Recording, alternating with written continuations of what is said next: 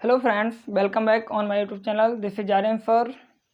Start करते हैं आज की वीडियो। तो आज हम देखेंगे प्रेजेंट इंडेफिनिट के बारे में। चूँकि प्रेजेंट इंडेफिनिट के बारे में बेसिक हम देख चुके थे कि पहचान हेल्पिंग वर्ब क्या होती है, पिछली वीडियो में आपको बता दिया है।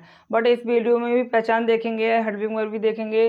बट एंड लास्ट में जो वीडियो के अंत में हम आपको अच्छे कॉन्सेप्ट बताएंगे। चूँकि जो पहचान से जब हम वाक्य बनाते हैं तो 95% सही होने के चांसेस होते हैं, बट 5% गलत होने के चांसेस होते हैं। अगर हम सिचुएशन समझ जाएंगे प्रेजेंट इंडेफिनिट की क्या सिचुएशन है जिंदगी की, वो कौन सी लाइनें होती हैं जब हम प्रेजेंट इंडेफिनिट का प्रयोग करते हैं, मतलब कि वो कौन सी सिचुएशन होती है लाइफ की जब हम प्रेजेंट इंडेफिनिट का प्रयोग करते हैं। बट अभी हम सिचुएशन बाद में देखेंगे, पहले पहचान से देख ले रहे हैं, बेसिक देख रहे हैं, इसके कुछ नोट्स भी हैं वो भी देख लेंगे।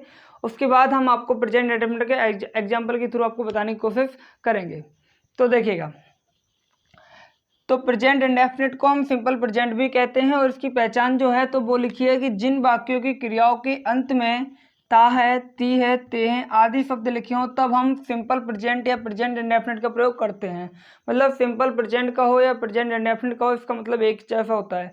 अगर हम इसकी हेल्पिंग वर्ब की बात करें तो इसकी हेल्पिंग वर्ब डू होती है एंड डज होती है। मतलब सिंगुलर सब्जेक्ट के साथ, मतलब एक वचन कर्ता के साथ डज, एंड बहुवचन मतलब प्लूरल सब्जेक्ट के साथ हम लगाते हैं डू का। और इसकी एमबी की बात करें मतलब मेन वर्ब, इसकी बी1 भी आता है एंड बी5 भी आता है। पहला नोट इसका ये है, नोट भी लिख लो कि इसके पॉजिटिव में हेल्पिंग वर्ब डू और डज का प्रयोग नहीं किया जाता है। और हु मतलब होता है कौन या किसने, और नेवर मतलब होता है कभी नहीं, के साथ भी हेल्पिंग वर्ब डू डज का प्रयोग नहीं किया जाता है। मतलब हमने ये देखा कि सबसे पहले तो हमें उसको पहचानना आना चाहिए और उसकी हेल्पिंग वर्ब भी पता होना चाहिए, वर्ब की फॉर्म भी पता होना चाहिए, कब बी1 लगेगा कब बी5 लगेगा। जब वर्ब में हेल्पिंग वर्ब डू या डज का प्रयोग होगा तो हमेशा बी1 आएगा। क्या आएगा? बी1। मतलब कि डू या डज जब हेल्पिंग वर्ब लगेगा तो वर्ब की फर्स्ट फॉर्म लगेगी, और जब डू या डज नहीं आएगा तो बी1 भी आएगा और बी1 भी आ सकता है और बी5 भी आ सकता है। तो अभी हम देखेंगे एग्जाम्पल के थ्रू। फिलहाल अभी एक नोट लिखा है, इसके पॉजिटिव में कभी भी आप डू डज मत लगाना। और चूंकि हु पॉजिटिव में नहीं आता और मतलब नेगेटिव, इंट्रोगेटिव, डबल इंट्रोगेटिव अगर ऐसे वाक्य लिखे हो तो डू भी आएगा और डज भी आएगा, बट इसके पॉजिटिव में हेल्पिंग वर्ब नहीं आती। अब देखो यहाँ पे कि हु हमें पता है क्वेश्चन वर्ड होता है और नेवर नेगेटिव वर्ड होता है, लेकिन इनके साथ भी डू डज का प्रयोग नहीं होता। मतलब जब किसी सेंटेंस में हु या नेवर लिखा हो तो वो भी हम पॉजिटिव की तरह बनाएंगे, मतलब इनके साथ भी डू डज नहीं आएगा। आप ये समझ लो कि प्रेजेंट इंडेफिनिट में डू डज जो है मतलब उसने झगड़ा कर लिया है पॉजिटिव से और हु और नेवर वाले वाक्यों से। मतलब नेवर भले ही नेगेटिव वाक्य होता है और हु भले ही इंट्रोगेटिव वाक्य होगा, लेकिन हम इनके साथ भी डू डज का प्रयोग नहीं करेंगे। शायद इससे पहले आपको पता ना हो, लेकिन आज पता पड़ गया कि इसके साथ भी डू डज नहीं लगेगा, ना पॉजिटिव में लगेगा, ना हु और नेवर के साथ डू डज का प्रयोग नहीं होगा। और सब में होगा, प्रश्नवाचक और मिल जाए, वाट माला मिल जाए, या फिर वाई वैन ऐसा मिल जाए, या कोई नेगेटिव नॉट से मिल जाए, तो इन सब में हम हेल्पिंग वर्ब डू डज का प्रयोग करेंगे, बट इनमें नहीं करेंगे। तो एक नोट्स और है, आई होप इतना क्लियर हुआ। मतलब नोट नंबर जो थर्ड है वो है कि इसके पॉजिटिव में जब हम हेल्पिंग वर्ब डू डज नहीं लगाएंगे तो क्या लगाते हैं। मतलब जब हेल्पिंग वर्ब नहीं आएगी तो मुख्य क्रिया में एफ लगाना होता है। कब? जब कर्ता एक वचन होता है। वो अभी हम एग्जाम्पल में आपको बता देंगे कि एफ सिंगुलर में क्यों लगता है। और बहुवचन कर्ता होता है तो फिर हम एफ या एफ का प्रयोग नहीं करते। मतलब अगर सब्जेक्ट सिंगुलर है और सेंटेंस पॉजिटिव है तो मुख्य क्रिया में एफ या एफ लगाना पड़ता है। और अगर सब्जेक्ट प्लूरल है, यहाँ पे अगर सब्जेक्ट कैसा है? प्लूरल है। कैसा है? प्लूरल। तो फिर हम मुख्य क्रिया में एफ और ई एफ नहीं लगाएंगे, डायरेक्ट बी1 का प्रयोग करेंगे। मतलब प्लूरल सब्जेक्ट के साथ बी1 लगता है और डू और डच के साथ भी वर्ब की फर्स्ट फॉर्म का प्रयोग किया जाता है। तो अभी एग्जाम्पल के थ्रू हम बताएंगे कि कहाँ लगाना है और कहाँ नहीं लगाना। बट आप इतना याद रखो कि इसकी पहचान ये है, हेल्पिंग वर्ब ये है, और दो नोट्स लिखा दिए हैं। ये याद रखो कि इसके पॉजिटिव में हेल्पिंग वर्ब डू डज का प्रयोग नहीं किया जाता, और नेगेटिव, इंट्रोगेटिव और डबल इंट्रोगेटिव में डू डज का प्रयोग किया जाता है। और जब डू डज का प्रयोग किया जाएगा तो वर्ब की पहली फॉर्म में यूज होगी। और हु माने कौन या किसने होता है, नेवर मतलब कभी नहीं होता, और इसके साथ भी डू डज का प्रयोग नहीं होता है। आई होप इतना क्लियर होगा। आप देखते हैं एग्जाम्पल से आपको क्लियर कर देंगे कि क्या लगाना है क्या नहीं लगाना है। देखिएगा, एग्जाम्पल लिखे हैं बोर्ड पर। पहला एग्जाम्पल लिखा है कि वह हमेशा विलम्ब से स्कूल आता है। चूँकि सेंटेंस के लास्ट में क्रिया के अंत में ता है लिखा है, यहाँ पे भी ता है लिखा है और यहाँ पे भी ता है लिखा है और यहाँ पे भी ता है लिखा है। इन सभी से पता पड़ता है कि वाक्य में मुख्य क्रिया भी है और पहचान से स्पष्ट हो रहा है कि ये सारे वाक्य कैसे प्रेजेंट इंडेफिनिट है। ऊपर वाला वाक्य पढ़ते हैं कि वह हमेशा विलंब से स्कूल आता है, ये वाक्य पॉजिटिव लिखा है। वे लोग रोज मंदिर जाते हैं, ये भी पॉजिटिव है। क्या हम लोग स्कूल नहीं आते हैं, ये इंट्रोगेटिव भी है, नेगेटिव भी है। आप कहाँ रहते हो, ये डबल इंट्रोगेटिव। मतलब जब WH वर्ड सेंटेंस के बीच में लिखा हो तो डबल इंट्रोगेटिव होता है, स्टार्टिंग में लिखा हो तो सिंगल इंट्रोगेटिव होता है, और जिसमें नहीं, क्या, कब, क्यों, कैसे, मतलब कोई भी WH वर्ड ना हो, कोई भी नेगेटिव वर्ड ना हो, तो उसे पॉजिटिव कहते हैं। तो देखिएगा कैसे बनाएंगे। चूंकि सेंटेंस पॉजिटिव है तो पॉजिटिव में सबसे पहले क्या आता है, सब्जेक्ट। वह हमेशा विलंब से स्कूल आता है तो वही के लिए ही लगाएंगे। अब सब्जेक्ट के बाद पॉजिटिव में नंबर आता है हेल्पिंग वर्ब का। हमने अभी पिछले नोट आपको लिखा दिया है कि पॉजिटिव में कभी भी हेल्पिंग वर्ब ना डू ना डज का प्रयोग नहीं किया जाता। तो हेल्पिंग वर्ब के बाद आता है बारी मुख्य क्रिया की। मुख्य क्रिया क्या है, आना, COME, कम, ही कम। अब यहाँ पे क्वेश्चन ये आता है कि किताबों में लिखा रहता है कि जब सब्जेक्ट हम सिंगुलर यूज करते हैं तो मुख्य क्रिया में एस या एस लगाते हैं। क्यों लगाते हैं वो हम यहाँ पे एक्सप्लेन कर रहे हैं। देखिएगा, चूंकि अगर हम बॉय की बात करें तो बॉय सिंगुलर होता है, क्या होता है, सिंगुलर। और बॉय में अगर हम एस लगा दें तो ये प्लूरल हो जाता है, ये हमको पता है। बट अगर हम बॉय की बात अगर हेल्पिंग वर्ब लगाएंगे तो इज लगाएंगे, और बॉयज़ के बाद लगाएंगे तो आ लगाएंगे। मतलब बॉयज़ की बात प्लूरल आती है और बॉय की बात सिंगुलर आती है। मतलब हम बचपन से पढ़ते आ रहे हैं कि सिंगुलर सब्जेक्ट के साथ सिंगुलर हेल्पिंग वर्ब लगाते हैं एंड प्लूरल सब्जेक्ट के साथ प्लूरल हेल्पिंग वर्ब लगाते हैं। अब चूंकि बॉय की बात अगर हम गो कर दें और अगर हम बॉयज़ की बात गो कर दें तो बॉयज़ की बात तो गो सही है, लेकिन बॉय की बात गो गलत हो जाता है। क्यों? अगर हम बता दें आपको कि जो बॉय है ये स्टैंडर्ड फॉर्म में सिंगुलर होता है, इसका प्लूरल बनाया जाता है। क्या होता है, बॉय होता है। कोई भी नाउन जो हो, चाहे बॉय हो, गर्ल हो, स्कूल हो, फैन हो, कोई भी हो, मतलब नाउन कोई सा भी होता है वो स्टैंडर्ड फॉर्म में सिंगुलर होता है, उसका एस या एस लगा के उसका प्लूरल बनाया जाता है। बट अगर हम वर्ब की बात करते हैं, किसकी, वर्ब की, जैसे गो है, कम है, प्रे है, मतलब कि कोई भी मैन वर्ब है, कोई भी मुख्य क्रिया लिखी है, अगर हम स्टैंडर्ड फॉर्म में बात करें तो अगर कोई कहे कि गो, कम, प्रे या वर्शिप या प्ले, जितनी भी वर्ब होती हैं वो कैसी फॉर्म में होती हैं, वो प्लूरल होती है। कैसी होती है, प्लूरल। मतलब स्टैंडर्ड फॉर्म में जो नाउन होता है वो सिंगुलर होता है, उसका एस या एस लगा के प्लूरल बनाया जाता है। बट जो वर्ब होती है वो स्टैंडर्ड फॉर्म में प्लूरल होती है, उसका एस या एस लगाकर उसका क्या बनाया जाता है, सिंगुलर बनाया जाता है। मतलब अगर हम बात करें जिसमें एस लग जाए या ES लग जाए वो वर्ब कैसे होती है, सिंगुलर होती हैं, और जिनमें कुछ ना लगाओ वो वर्ब कैसे होती है, प्लूरल होती हैं। आई होप इतना क्लियर होगा कि जब नाउन में एस या एस कुछ नहीं लगा होगा, जब वो स्टैंडर्ड फॉर्म में होता है तो वो सिंगुलर होता है, एस या एस लगाकर उसका प्लूरल बनाया जाता है। बट नाउन की जगह अगर वर्ब को यूज करो तो वर्ब स्टैंडर्ड फॉर्म में प्लूरल होती है, उनका एस या एस लगाकर उनका सिंगुलर बनाया जाता है। अब आई होप क्लियर हुआ होगा कि ही कैसा है, आपको पता है सिंगुलर है, कैसा है, सिंगुलर। अगर कम की बात करें तो कम प्लूरल है, कैसा है, प्लूरल है। तो सिंगुलर सब्जेक्ट के साथ प्लूरल वर्ब क्या करने आएंगे, आप बताओ।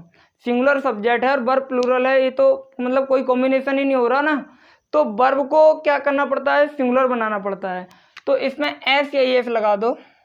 अब एस या एस क्या लगाते हैं, जिस प्रकार नाउन का प्लूरल बनाया जाता है, कहीं बाई हट के IES लग जाता है, कहीं एफ या एफ हट के VES लग जाता है, कहीं एफ लगता है, कहीं ES लगता है। तो जो रूल्स नाउन को प्लूरल बनाने के लिए यूज होते हैं वही रूल्स किसी भी वर्ब को सिंगुलर बनाने के लिए यूज होते हैं। तो आई होप क्लियर हुआ होगा। अगर कहाँ एस या एस में प्रॉब्लम है तो जिस दिन नंबर का चैप्टर हम पढ़ाएंगे तो उस दिन आपको क्लियर कर देंगे कि वर्ब का हो और चाहे नाउन का हो कैसे सिंगुलर से प्लूरल इंटरचेंज करते हैं। तो आई होप इतना क्लियर होगा कि इसमें एस क्यों लगा, बिकॉज ही सिंगुलर था और कम प्लूरल था। तो सिंगुलर का प्लूरल का कॉम्बिनेशन बनाने के लिए इसको भी क्या बनाना पड़ेगा, सिंगुलर बनाना पड़ेगा। तो ही कम्स, चूंकि हेल्पिंग वर्ब आएगी नहीं, हम पहले ही बता चुके हैं आपको। तो ही कम्स, वह आता है। अब चूंकि ये जो एडवर्ब यूज हुआ है इसका भी एक स्थान होता है, मतलब जो एडवर्ब ऑफ फ्रीक्वेंसी होता है वो हमेशा जो है यूज होता है मैन वर्ब के पहले। कहाँ, मैन वर्ब के पहले। तो इसके पहले हम ऑलवेज के मीनिंग लगाएंगे। ऑलवेज ही ऑलवेज, अब वर्ब लगाएंगे, verb comes, he always comes to school, विलंब से, इसकी मीनिंग लगाते हैं लेट। सेंटेंस आपका क्लियर बन चुका है, देखिएगा। चूंकि पॉजिटिव सेंटेंस था तो सबसे पहले सब्जेक्ट, उसके बाद हेल्पिंग वर्ब की बाजी थी, बट आया नहीं क्योंकि प्रेजेंट इंडेफिनिट के पॉजिटिव में हेल्पिंग वर्ब का प्रयोग नहीं किया जाता है। उसके बाद आती है मेन वर्ब। चूंकि मेन वर्ब में एस या इसलिए लगाया, पता होगा ये सब्जेक्ट सिंगुलर था, तो लेकिन हमेशा एक एडवर्ब होता है जो हमेशा वर्ब के पहले आता है। तो he always comes to school late. अब देखिएगा अगला बनाते हैं कि वे लोग रोज मंदिर जाते हैं। तो वे लोग के लिए हम यूज लगाएंगे वर्ड दे का, चूंकि दे पीपल कभी होता नहीं है, या तो दे लगाओ या फिर दोज पीपल लगाओ, मतलब वे लोग हो, वो लोग हो या फिर वे हो, उनका मतलब दे ही होता है। अगर आपकी मर्जी कर रही है तो आप दोज पीपल लगा सकते हो, बट हम दे लगाएंगे। देखिएगा चूंकि ए भी सेंटेंस पॉजिटिव है, हेल्पिंग वर्ब इसमें भी नहीं आएगी, डायरेक्ट क्या आएगी, मेन वर्ब गो। अब इसमें एस या एस नहीं लगाएंगे, बिकॉज क्यों नहीं लगाएंगे, क्योंकि ये देखो दे ऑलरेडी प्लूरल होता है और गो पहले से भी प्लूरल है, तो प्लूरल प्लूरल कोई दिक्कत नहीं है, ना एस लगाओ ना ई एस लगाओ। अगर यहाँ पे दे की जगह सिंगुलर सब्जेक्ट कोई लिखा होता तो हम इसको भी सिंगुलर बनाते, बट अभी कुछ नहीं करना है। दे गो, वे लोग जाते हैं टू टेम्पल, वे लोग रोज मंदिर जाते हैं, रोज के लिए क्या लगा देंगे, डेली। ये जो डेली होता है ये नॉर्मली सेंटेंस के लास्ट में ही आता है, ओके। डेली लगा दो, एवरी डे, पर डे, जो भी लगाना है। तो they go to temple daily. I hope यहाँ पे क्लियर होगा कि इसमें भी हेल्पिंग वर्ब नहीं लगी और इसमें भी नहीं लगी, बट अंतर क्या है, इसमें एस या एस भी नहीं लगी बट इसमें लगी, बिकॉज यहाँ पे सिंगुलर सब्जेक्ट था और यहाँ पे प्लूरल सब्जेक्ट था। आई होप 2 एग्जाम्पल आपको क्लियर हुए होंगे। पॉजिटिव में लगाना नहीं है, बट एस के एस लगाना, किस सिचुएशन में लगाना पता होगा आपको। अब देखते हैं ये, क्या हम लोग स्कूल नहीं आते हैं, तो इसको कैसे बनाएंगे, देखिएगा। चूंकि क्या लिखा है तो इंट्रोगेटिव हुआ, इंट्रोगेटिव में सबसे पहले हेल्पिंग वर्ब आती है। हम लोग सब्जेक्ट प्लूरल है तो हेल्पिंग वर्ब क्या आएगी, डू आएगी। उसके बाद सब्जेक्ट हम लोग लिखा हो तो बी पीपल की लगाने की आवश्यकता नहीं है, बी का मतलब ही होता है क्या, हम लोग, तो डू बी। उसके बाद आएगा not, do be not come to school, last में question mark. I hope clear होगा। कभी भी डू डच का प्रयोग जब कर लो तो वर्ब में एस एफ लगाने की फिर आवश्यकता ही नहीं होती, क्योंकि इसके साथ भी हमेशा फर्स्ट फॉर्म का यूज होता है। तो do be not come to school. And next देखते हैं, आप कहाँ रहते हो, तो कहाँ डब्ल्यू एच वर्ड है, तो सबसे पहले डब्ल्यू एच वर्ड लगेगा। उसके बाद हेल्पिंग वर्ब, चूंकि इंट्रोगेटिव में भी आएगी और सिंगल इंट्रोगेटिव डबल इंट्रोगेटिव दोनों में आती है। तो आपके अनुसार यहाँ पे भी क्या आएगी, डू, तो वेयर डू, उसके बाद subject you, verb live, where do you live, आप कहाँ रहते हो, वाक्य है कि आप कहाँ रहते हो, इसका क्या बनेगा, where do you live. 4 example से आपको कुछ कुछ क्लियर हो रहा होगा प्रेजेंट इंडेफिनिट। अभी और एग्जाम्पल देखते हैं, चूंकि पॉजिटिव में तो लगाते ही नहीं है हेल्पिंग वर्ब, इंट्रोगेटिव और नेगेटिव और डबल इंट्रोगेटिव में हेल्पिंग वर्ब का यूज करते हैं according to subject, singular subject के साथ डज एंड प्लूरल के साथ डू। अब देख ले रहे हैं कि हु और नेवर वाले एग्जाम्पलों को, जिनके साथ भी हम हेल्पिंग वर्ब का प्रयोग नहीं होता है। अगर एक क्लियर बात तो होगी कि कोई पूछ दे कि सिंगुलर सब्जेक्ट के साथ एस या एस क्यों लगाते हैं और प्लूरल के साथ क्यों नहीं लगाते, तो आई होप आप उसका आंसर दे सकते हो इजीली, बिकॉज आपको केवल ये कहना है कि स्टैंडर्ड फॉर्म में नाउन जो होता है वो सिंगुलर होता है, इसका प्लूरल बनाया जाता है, बट किसी भी वर्ब की बात करते हैं तो वो प्लूरल होती है, उसका सिंगुलर बनाया जाता है। चूंकि सिंगुलर सब्जेक्ट जब यूज करेंगे तो प्लूरल वर्ब की जगह हमें सिंगुलर बनाना पड़ेगा, तो एस या एस लगा के हम उसका सिंगुलर बना देंगे। देखिएगा अगले और एग्जाम्पल को देखेंगे हम। पहला एग्जाम्पल लिखा है कि उन्हें अंग्रेजी कौन पढ़ाता है। सेकंड लिखा है आप लोग घर कभी नहीं जाते हो। एंड थर्ड लिखा है क्या वह बाजार कभी नहीं जाती है। तो चूंकि पहला सेंटेंस की बात कर रहे हैं, टाइप ऑफ पहचान की बात करें, तो सब में ता है, ती है, ते है लिखा है, तो यहाँ से क्लियर होता है कि सेंटेंस प्रेजेंट इंडेफिनिट लिखे हैं। तो देखिएगा चूंकि डब्ल्यू एच वर्ड हु जो होता है, डब्ल्यू एच वर्ड होता है, क्वेश्चन वर्ड होता है, ये सेंटेंस के बीच में यूज हुआ है, तो हम समझ जाएंगे ये डबल इंट्रोगेटिव है। तो डबल इंट्रोगेटिव का स्ट्रक्चर क्या होता है कि सबसे पहले डब्ल्यू एच वर्ड का यूज करते हैं, तो हु मतलब होता है कौन। उसके बाद डब्ल्यू एच वर्ड के बाद सेंटेंस में क्या आता है, सॉरी हेल्पिंग वर्ब आती है। चूंकि हमने आपको नोट में लिखा दिया है कि हु के साथ कभी भी हेल्पिंग वर्ब का प्रयोग नहीं होता है, तो हेल्पिंग वर्ब के बाद आता है नंबर किसका, सब्जेक्ट का। बट हु एक सब्जेक्ट भी होता है, क्या होता है, सब्जेक्ट, मतलब हु आने से न तो हेल्पिंग वर्ब आएगी प्रेजेंट इंडेफिनिट में, ना इसमें सब्जेक्ट आएगा। अब डायरेक्ट बात आती है मेन वर्ब की। तो टीच माना होता है पढ़ाना, चूंकि हु सिंगुलर सब्जेक्ट होता है, सब्जेक्ट कैसा होता है, सिंगुलर होता है, और टीच प्लूरल है तो इसमें ईएस लगाना पड़ेगा। जब भी मीनिंग के अंत में सीएच लिखा होगा तो उसका प्लूरल या सिंगुलर बनाने के लिए उसमें एस या ईएस का प्रयोग करते हैं।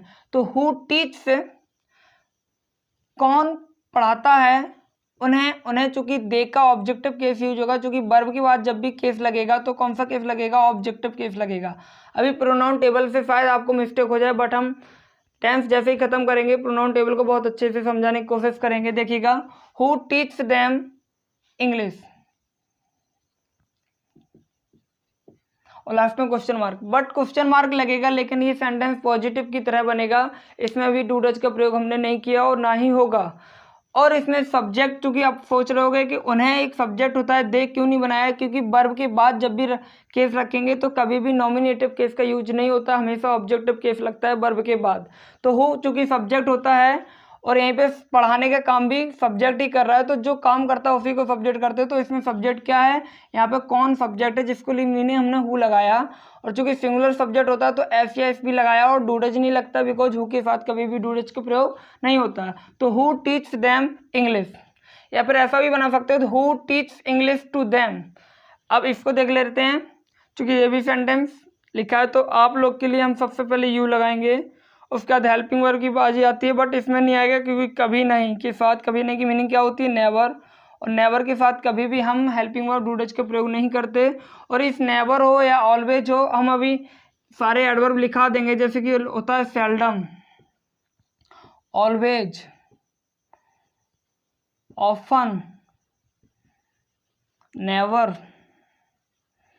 ये जितने भी एडवर्ब होते हैं इनका प्लेस हमेशा वर्ब के पहले होता है। क्या होता है, वर्ब के पहले, मतलब जब भी हम मैन वर्ब का यूज करेंगे तब हम इनको मैन वर्ब के हमेशा पहले रखेंगे। सेल्डम मतलब होता है कभी कभार, क्या होता है, कभी कभार, और ऑलवेज मतलब हमेशा, ऑफन मतलब अक्सर, और नेवर मतलब होता है कभी नहीं, और ऑलवेज मतलब हमेशा। तो आई अब इतना क्लियर होगा कि सेल्डम है, ऑफन है, ऑलवेज है, नेवर है, इन सब का जो प्लेस होता है सेंटेंस में वो हमेशा वर्ब के पहले होता है। तो यहाँ पे सब्जेक्ट चूंकि हेल्पिंग वर्ब आएगी नहीं, डायरेक्ट वर्ब आने वाली है, तो लेकिन वर्ब के पहले क्या लगा देंगे हम, नेवर। तो you never go to house, चूंकि यू प्लूरल था और गो भी प्लूरल है, कोई प्रॉब्लम नहीं है, एस लगाने की भी आवश्यकता नहीं है। तो you never go to house. Next देख ले रहे हैं, क्या हुआ है, बाजार कभी नहीं जाता। देखो कभी नहीं इसमें भी लिखा है, लेकिन इसमें स्टार्टिंग में क्या लिखा है, क्या। तो सबसे पहले क्या आएगी, हेल्पिंग वर्ब। चूंकि कभी नहीं के हिसाब से हेल्पिंग वर्ब नहीं आती है, बट इसमें क्या लिखा है, चूंकि बाकी इंट्रोगेटिव है तो फिर हेल्पिंग वर्ब आएगी। तो वाई के आंसर क्या आएगी यहाँ पे, डज। उसका सब्जेक्ट ही नॉट है नहीं, चूंकि वर्ब आएगी और वर्ब से पहले नेवर लगेगा, तो does he never go to market. इसमें नेवर था, डूडज नहीं आया, और इसमें हु था, डूडज नहीं आया। बट इसमें हु के साथ अगर नॉट आ जाता तो उसमें भी डूडज आ जाता। जैसे कि यही सेंटेंस होता, उन्हें अंग्रेजी कौन नहीं पढ़ाता है, तो who does not teach them English. Normal अकेला हु आएगा तब भी हेल्पिंग वर्ब नहीं लगेगी, और केवल नेवर आएगा तब भी नहीं लगेगी। नेवर अगर किसी WH वर्ड के साथ आ जाए या फिर इंट्रोगेटिव में आ जाए तब डूडज लगेगा, और हु के साथ अगर नॉट लग जाए तब भी डूडज का प्रयोग होगा। बट इस कंडीशन में डूडज का प्रयोग नहीं होगा आपके साथ। देखिएगा, अब हम एडवांस लेवल के जो प्रेजेंट इंडेफिनिट के बारे में देखेंगे कि कहाँ पर प्रेजेंट इंडेफिनिट का प्रयोग करते हैं। क्योंकि पहचान से तो हम बना लेते हैं, और पहचान से हमने बेसिक में देख भी लिया कि कहाँ क्या लगना है, तो अब एडवांस में देख ले रहे हैं।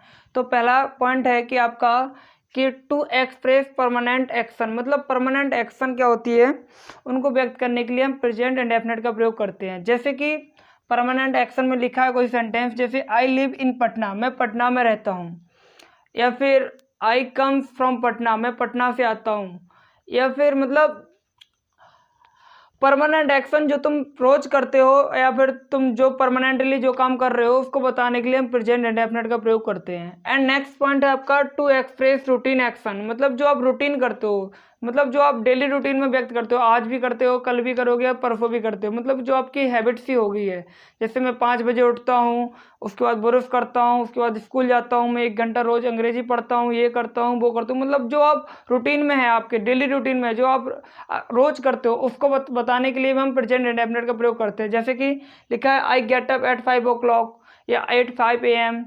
तो जब हम अपना डेली रूटीन बताते हैं तब भी हम प्रेजेंट इंडेफिनिट का ही प्रयोग करते हैं। एंड नेक्स्ट पॉइंट है आपका टू एक्सप्रेस हैबिचुअल एक्शन, मतलब किसी की हैबिट हो, जैसे कुत्ते क्या है अजनबी पर भौंकते हैं, ये भी प्रेजेंट इंडेफिनिट बनेगा। मतलब किसी की हैबिट आपको दिखाना हो तब आप वहाँ पर प्रेजेंट इंडेफिनिट लगाएंगे। जैसे कि एक सेंटेंस लिखा है सी ऑलवेज कम्स लेट, वह हमेशा विलम्ब से आती है, तो ये उसकी हैबिट है, वह अक्सर झूठ बोलती है। तो जिसी की हैबिट दिखाना हो तुम्हें कि वह ये काम ये करता है, तब हम वहाँ पर प्रेजेंट इंडेफिनिट लगाएंगे। नेक्स्ट पॉइंट है आपका टू एक्सप्रेस यूनिवर्सल ट्रूथ या जनरल ट्रूथ। तो जनरल ट्रूथ क्या होता है, वो बात आपको कहना हो जो एक यूनिवर्सल ट्रूथ हो या जनरल ट्रूथ हो। मतलब कि जैसे बात करें कि पृथ्वी जो है सूर्य का चक्कर लगाती है या लगा रही है, दोनों कंडीशन में प्रेजेंट इंडेफिनिट बनेगा।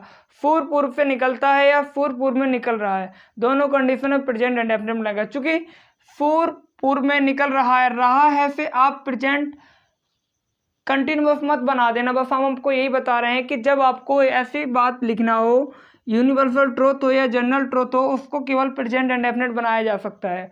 तो सबसे पहले सेंटेंस क्या बनेगा, तो द सन इज राइजिंग नहीं होगा, राइज माने क्या होता है निकलना, RISE, चूंकि सिंगुलर है तो S लगेगा, चूंकि पॉजिटिव था इसलिए डूरेज आएगा नहीं, तो the sun rises in the east.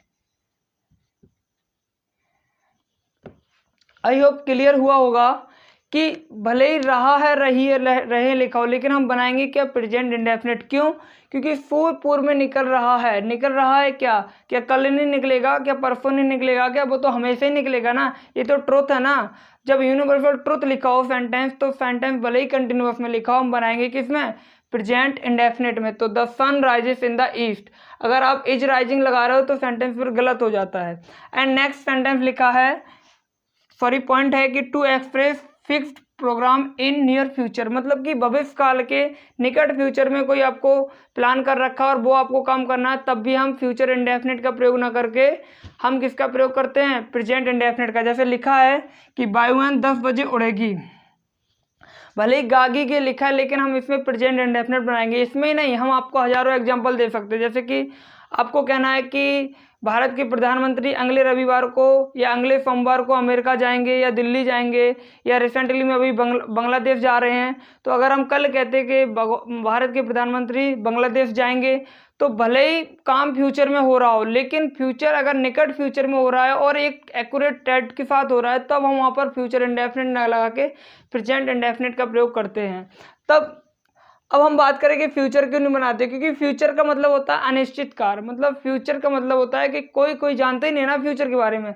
मतलब अगर हम बात करते हैं कि वायुयान 10 बजे उड़ेगी, तो ये जो है उड़ने का काम जो है ये 10 बजे एक्यूरेट टाइम पे जरूर होगा। और फ्यूचर में जैसे हम बात कर दें कि हम कल स्कूल आएंगे या हम अंग्रेजी पढ़ेंगे या हम स्कूल नहीं जाएंगे, तो हमारे अंग्रेजी पढ़ना या स्कूल जाना ये फिक्स नहीं है। ये क्या नहीं है, फिक्स नहीं है, क्योंकि हम मक्कारी भी कर सकते हैं और फ्यूचर के बारे में नॉर्मली किसी को पता नहीं होता। बट अगर फ्यूचर में ऐसे काम आ जाएं जो 100% फिक्स होते हैं, जैसे कि टेस्ट मैच अगले रविवार को खेला जाएगा, तो टेस्ट मैच क्या होगा, वो अगले रविवार को 100% खेला जाएगा। मतलब कि अगर कोई खिलाड़ी कह दे नहीं हमारे सर दर्द है हम टेस्ट नहीं खेलेंगे, तो क्या टेस्ट मैच रद्द हो जाएगा? नहीं होगा। मतलब कि वो कार जो फ्यूचर प्लानिंग में है लेकिन वो बनेंगे प्रेजेंट इंडेफिनिट की तरह। क्यों? क्योंकि वो एक यूनिवर्सल ट्रुथ हो जाते हैं। जैसे प्रधानमंत्री जी अमेरिका जाएंगे अगले सोमवार को या अगले रविवार को अमेरिका जाएंगे, तो अमेरिका जाने का काम अगले सोमवार को 100% होगा। इस सिचुएशन को दिखाने के लिए हम फ्यूचर इंडेफिनिट न बना के प्रेजेंट इंडेफिनिट बनाते हैं। अगर फ्यूचर बना रहे हो तो अमेरिका जाने का काम संभव भी हो और होगा भी और नहीं भी होगा। मतलब फ्यूचर में वैसे भी कोई भी काम फिक्स नहीं होता। अगर आपको दिखाना है कि ये फ्यूचर में 100% होगा, चाहे टेस्ट मैच खेला जाएगा। मैं बात करूं कि मेरी बहन की शादी अगले रविवार को होगी, तो भले ही होगी लिखा है लेकिन बनेगा प्रेजेंट इंडेफिनिट। क्यों बनेगा?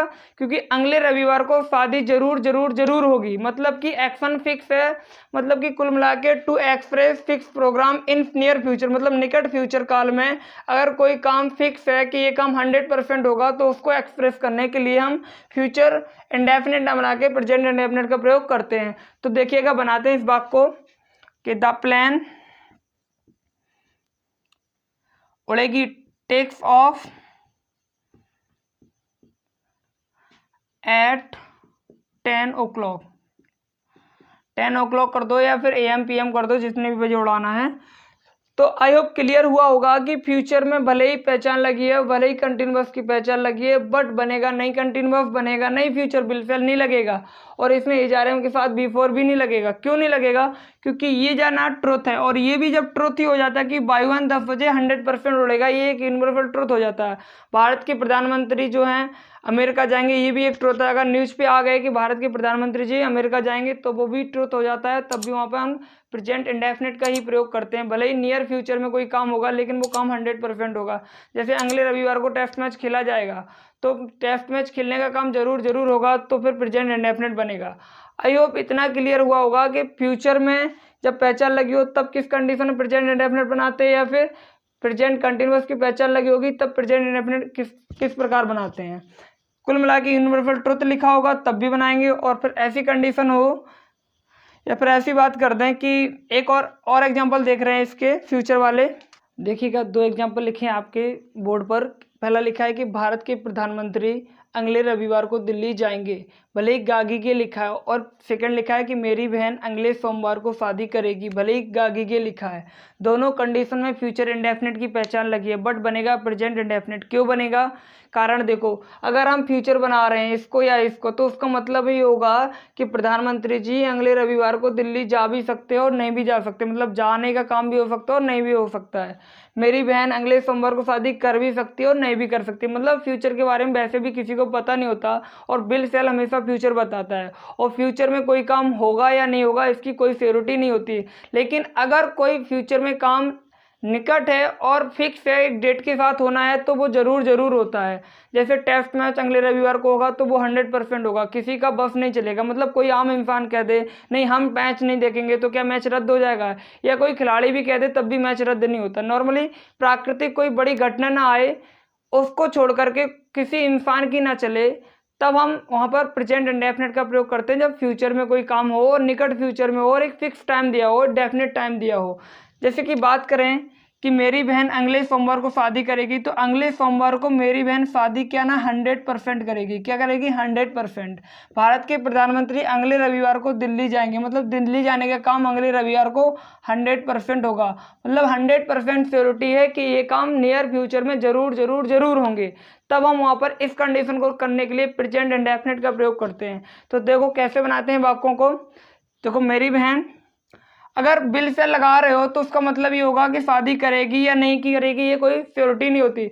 बट आप समझो कि शादी वाली बात है और मेरी बहन जो शादी करेगी अगले सोमवार को ही करेगी, मतलब अगला सोमवार क्या 7 दिन बाद हो जाता है, क्योंकि शादी की जो तैयारी होती है सालों से स्टार्ट हो जाती है। और ऐसा तो हो ही नहीं सकता कि शादी कैंसिल हो जाए और पूरा खर्चा कार्ड छप गए, सब कुछ लाखों का रुपए खर्च हो जाते हैं, और अगर आप कह दो कि ये शादी नहीं होगी, तो ऐसा हो ही नहीं सकता। मतलब मेरी बहन अगले सोमवार को शादी 100% करेगी, ऐसा आपको दिखाना है, और ये काम 100% होगा, तो हम प्रेजेंट इंडेफिनिट बनाते हैं। क्यों? क्योंकि ये यूनिवर्सल ट्रुथ बन जाते हैं। क्या बन जाते हैं? ट्रुथ। अगले सोमवार को शादी करेगी, ये एक ट्रुथ है, और ये भी बात, दोनों बात ट्रुथ लिखी है। तो ट्रुथ जब बात लिखी होगी तो हम ऑलवेज प्रेजेंट इंडेफिनिट का प्रयोग करेंगे। तो कैसे बनाएंगे? मेरी बहन के लिए माई सिस्टर, चूंकि सेंटेंस पॉजिटिव है, शादी करने के लिए गेट मैरिड करते हैं, गेट, चूंकि गेट्स लगाएंगे क्योंकि सिंगुलर है। My sister gets married on next Monday.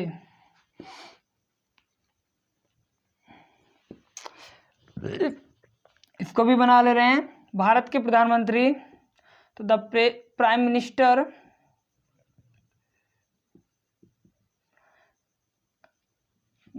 Minister of India जाएंगे, goes to Delhi on next Sunday। I hope clear हुआ होगा कि फ्यूचर की जब पहचान लगी होगी तो हम प्रेजेंट इंडेफिनिट किस सिचुएशन में लगाएंगे, बिल फेल क्यों नहीं लगाएंगे, कारण क्या है। बिल फेल का मतलब ये हो जाता है हो भी सकता है और नहीं भी हो सकता है। एंड और रहा है लिखा होगा तब भी हम प्रेजेंट इंडेफिनिट का प्रयोग करते हैं, और कंटिन्यूअस क्यों नहीं करते वो भी पता होगा, क्योंकि वो भी ट्रुथ है। और जब ट्रुथ लिखा हो तो पहचान किसी की भी लगी हो, अगर हमें एक ट्रुथ दिखाना है और वो एक्शन नियर फ्यूचर में हो, चाहे हो रही हो, रोज होती हो, रूटीन में हो, तब भी हम वहाँ पे प्रेजेंट इंडेफिनिट का प्रयोग करते हैं। आई होप क्लियर होगा कि तो इतने एग्जाम्पल से आपको क्लियर हो गया होगा कि कहाँ प्रेजेंट इंडेफिनिट बनता है, कहाँ बनता नहीं है। आपको अगर थोड़ा सा भी डाउट है तो कमेंट कीजिए, चैनल को सब्सक्राइब कीजिए और लाइक कीजिए, कमेंट कीजिए, जो भी